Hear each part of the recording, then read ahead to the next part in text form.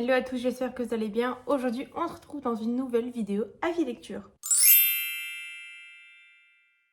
Donc aujourd'hui, je vous retrouve pour un avis lecture un peu spécial vu que je vais parler des livres avec leurs points positifs et leurs points négatifs.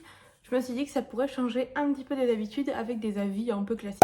Le premier livre dont je vais vous parler aujourd'hui, c'est Shameless, donc Séquelles de Izzy Smaé chez Nisha, etc. Dans ce livre, nous allons suivre une jeune fille qui a eu un traumatisme en particulier dont on ne connaît pas la cause au début. On sait juste qu'elle est pas mal en dépression, qu'elle a beaucoup de pensées très noires et qu'elle fait beaucoup de crises de panique. Et donc, elle a décidé de changer de ville pour recommencer un peu sa vie de zéro. Et elle se retrouve donc dans une colocation avec une jeune fille qui a un groupe d'amis assez sympa, mais elle n'a pas trop envie de faire connaissance avec eux au départ parce que c'est vrai qu'elle est pas mal dans ses traumatismes et elle a envie d'être seule tout simplement. Mais petit à petit, elle va apprendre à les connaître et elle va surtout apprendre à connaître Aaron, il me semble.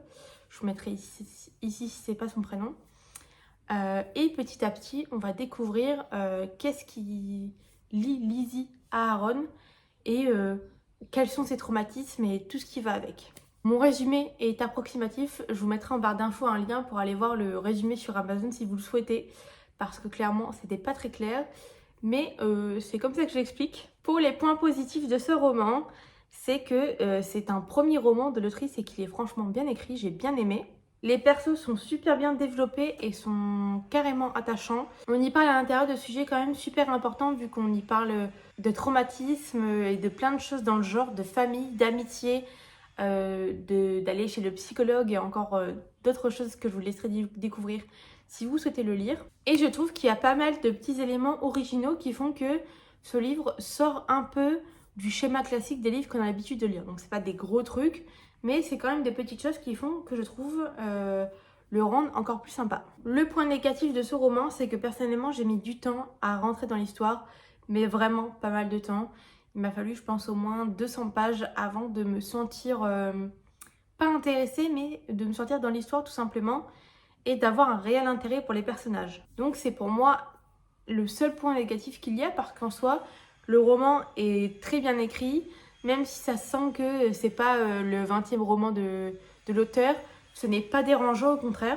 Excusez-moi pour les bruits que vous pouvez entendre, mais il y a des travaux autour de chez moi et malheureusement, je ne peux rien y faire. Donc voilà pour ce roman, ça n'a pas été un coup de cœur, mais ça a été une bonne lecture que je recommande et j'ai hâte de lire le tome 2 qui est sorti il n'y a pas longtemps, qui est du coup Shameless Succès et on va suivre une personne qui est dans la même bande qu'on suit déjà dans le livre principal.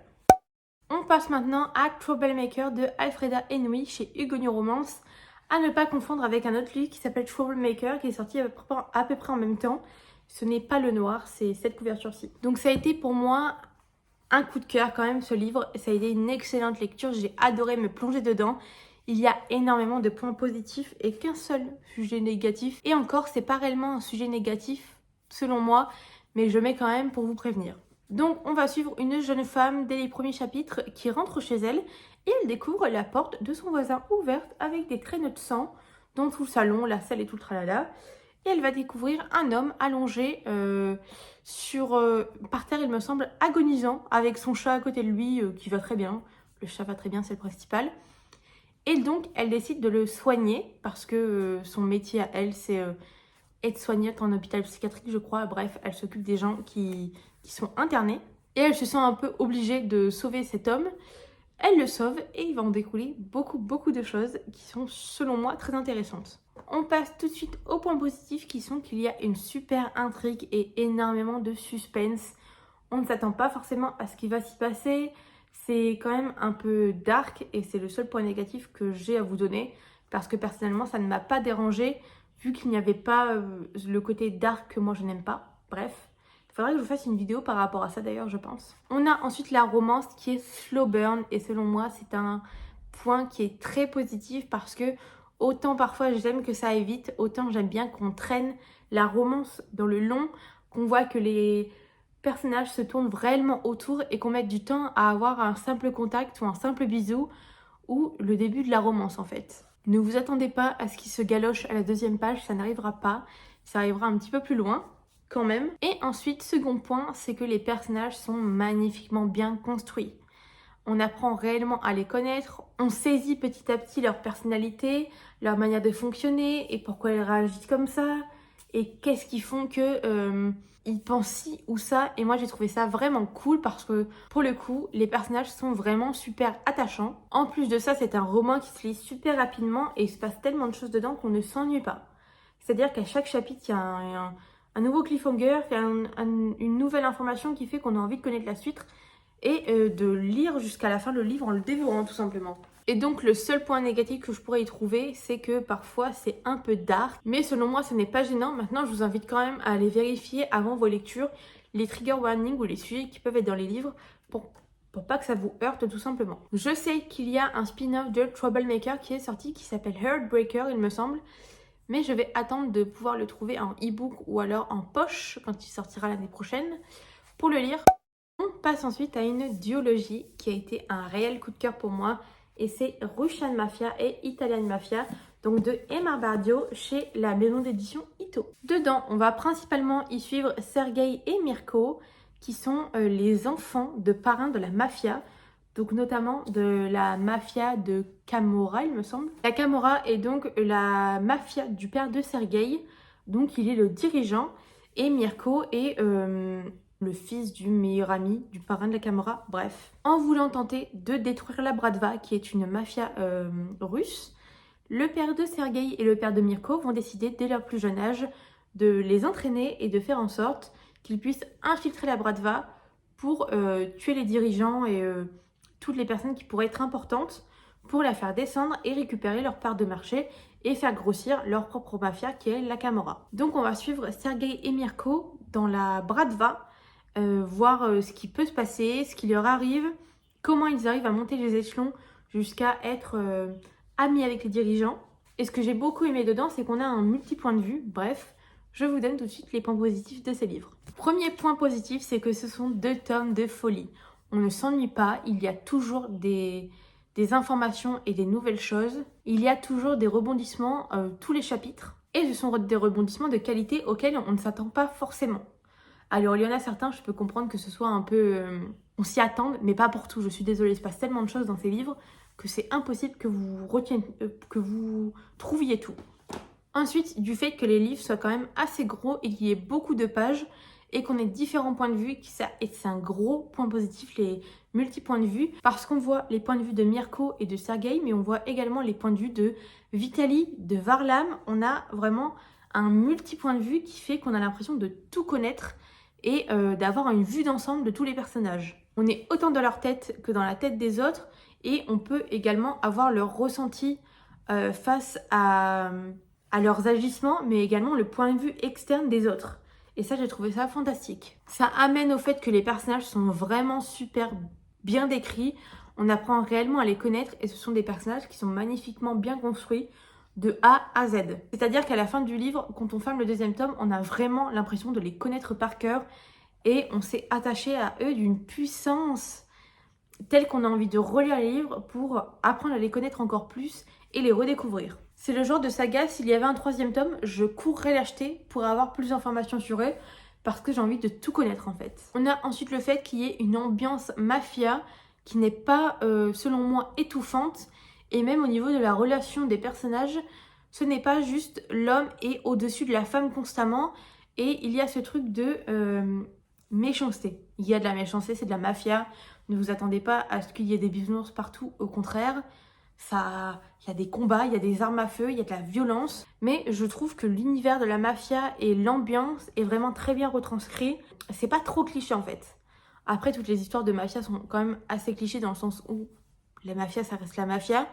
Mais j'ai trouvé dans celui-ci que c'était très bien expliqué et que, comparé par exemple à Captif que j'ai pu lire, l'ambiance est totalement différente. Et dernier point positif, c'est que tout simplement, les pages passent à une vitesse folle. C'est-à-dire que certains chapitres faisaient, je pense, 30 pages. Eh bien, je n'ai pas vu les 30 pages passer. Et la seule chose que j'avais envie, c'était de continuer de lire.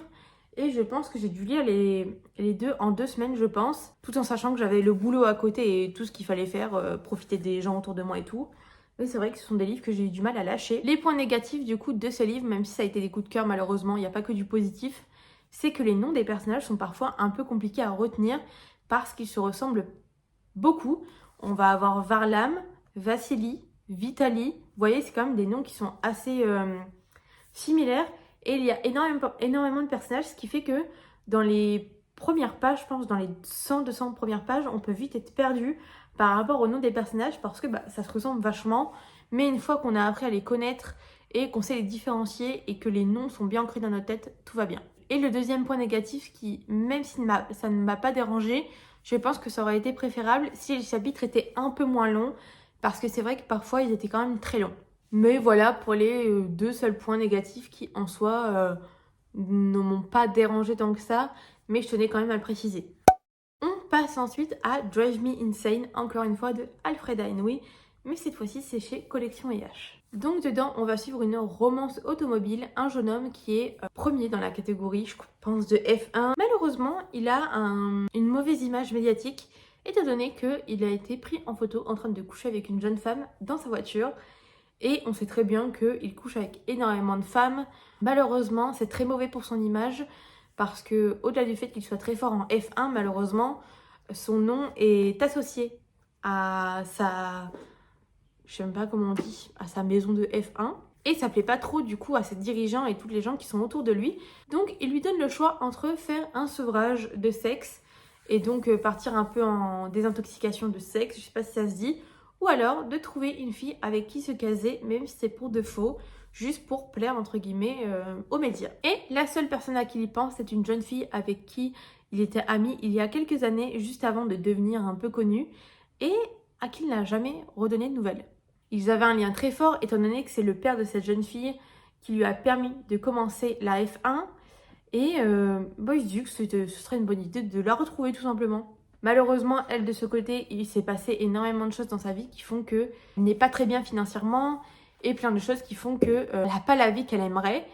Mais elle hésite quand même pas mal quand on vient taper à sa porte pour lui dire « Est-ce que tu veux devenir la fausse petite amie de ton ancien meilleur ami ?» Et donc il va s'en découler pas mal de choses. On passe donc au point positif de ce roman, c'est que la romance était quand même super cool. C'était pas la romance de l'année, mais j'ai passé un très bon moment. On a ensuite l'ambiance de course automobile que moi j'ai beaucoup aimé. L'ambiance également du personnage qui est riche et qui peut entre guillemets tout se permettre. C'est pas présent dans tout le roman, mais ça l'est quand même. C'est un roman quand même avec une trope de second chance, parce que tout simplement les deux protagonistes se connaissaient avant et se sont perdus de vue et se redonnent une chance entre guillemets. Et c'était quand même un livre super rapide et court à lire. Il fait je pense, entre 300 et 400 pages maximum, donc ça c'était cool. Le point négatif, c'était que c'était pas la romance de l'année, c'est pas une romance à vous couper le souffle. C'est une très bonne lecture, mais ça en plus. Mais si vous cherchez une romance pas prise de tête, où il se passe quand même des choses à l'intérieur, et où on ne s'ennuie pas forcément, je vous le recommande fortement. On passe maintenant à une romantaisie où il n'y aura pas de points négatifs. Je m'en excuse ou pas d'ailleurs, parce que ça a été un énorme coup de cœur pour moi. Et c'est Mienne sera la nuit de Léonore Larc chez Addictésie, qui est une nouvelle maison d'édition de chez ED Addict. Je ne vais pas vous faire de résumé, je vais juste vous dire les grandes lignes et les deux grandes phrases qu'il y a derrière le livre. Elle est immortelle et en danger, il est humain et bien plus puissant qu'il ne le pense. Leur relation semble impossible et pourtant. Je pense que vous devriez vous lancer dans ce livre sans réellement connaître le sujet et en général l'histoire. On sait juste qu'on parle d'un vampire et de choses surnaturelles. C'est tout ce que je vous dirais. C'est donc une romantaisie selon moi qui est parfaite. C'est un one shot, donc ça ne vous emmène pas dans une série longue de 4-5 tomes. En 400 pages, c'est fait et avec toutes les informations nécessaires pour que le livre soit bon. On a un world building qui est bien construit et qui est cool, mais qui n'est pas compliqué à comprendre, donc vous ne mettrez pas 500 pages à comprendre. Au bout d'une 50aine de pages et au fur et à mesure, vous comprenez très simplement et ça c'est trop cool. C'est une romance avec du consentement, de la bienveillance et énormément d'amour sain et ça c'est super cool. Même si les personnages se taquinent énormément et ne sont pas forcément amis au début, on ressent petit à petit leur amour et c'est vraiment progressif et ça ne tombe pas sous le sens. Et surtout c'est un livre qui se lit super rapidement.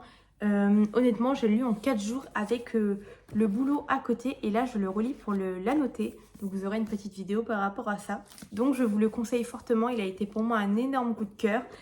J'ai adoré les personnages qui m'ont fait mourir de rire. Bon, je viens finir cette vidéo ici parce que j'ai été coupée un nombre incalculable de fois à cause de mon téléphone.